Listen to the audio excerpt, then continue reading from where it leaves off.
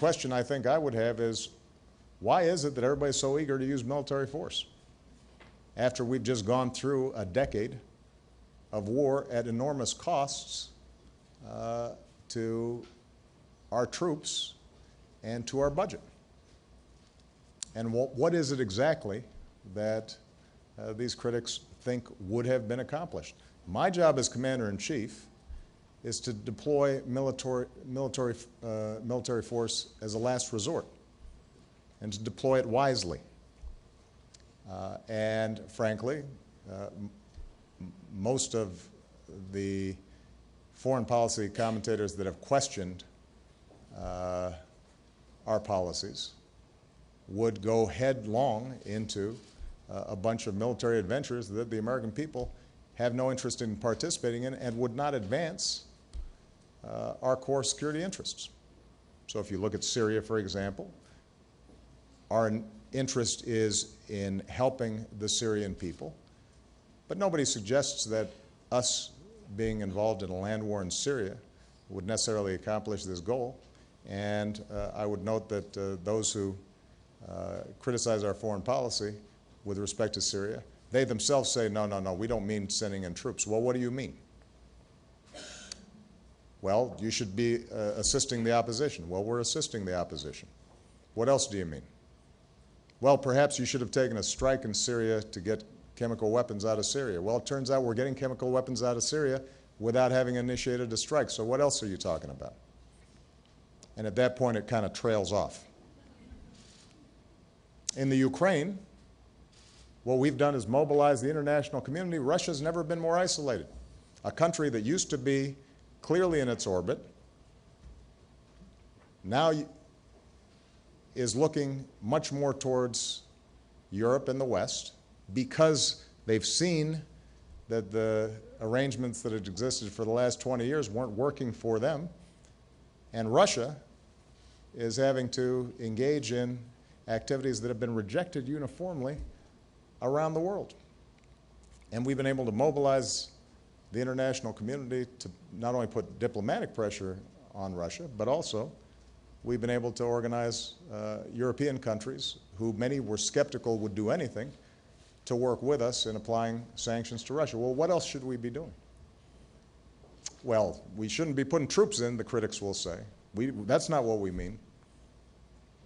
Well, okay, what are you saying? Well, we should be arming Ukrainians more. Do people actually think that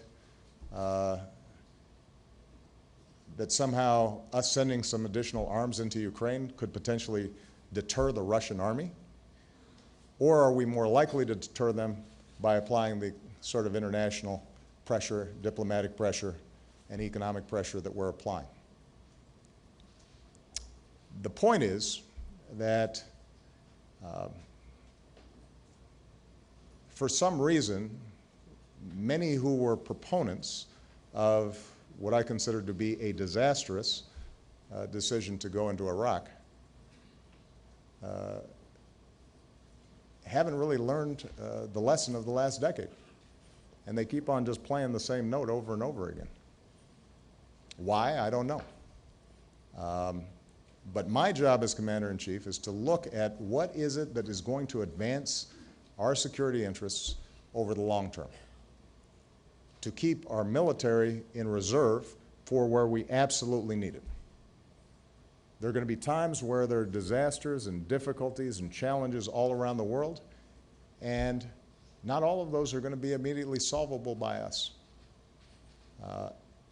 But we can continue to speak out clearly about what we believe, where we can make a difference using all the tools we've got in the toolkit. We should do so. And if there are occasions where targeted, clear actions can be taken that would make a difference, then we should take them. We don't do them because somebody's sitting in an office in Washington or New York think it would look strong. That's not how we make foreign policy. And if you look at the results of what we've done over the last 5 years, it is fair to say that our alliances are stronger, our partnerships are stronger, And in the Asia-Pacific region, just to take one example, we are much better positioned to work with the peoples here on a whole range of issues of mutual interest. And that may not always be sexy. That may not always attract a lot of attention, and it doesn't make for good argument on Sunday morning shows.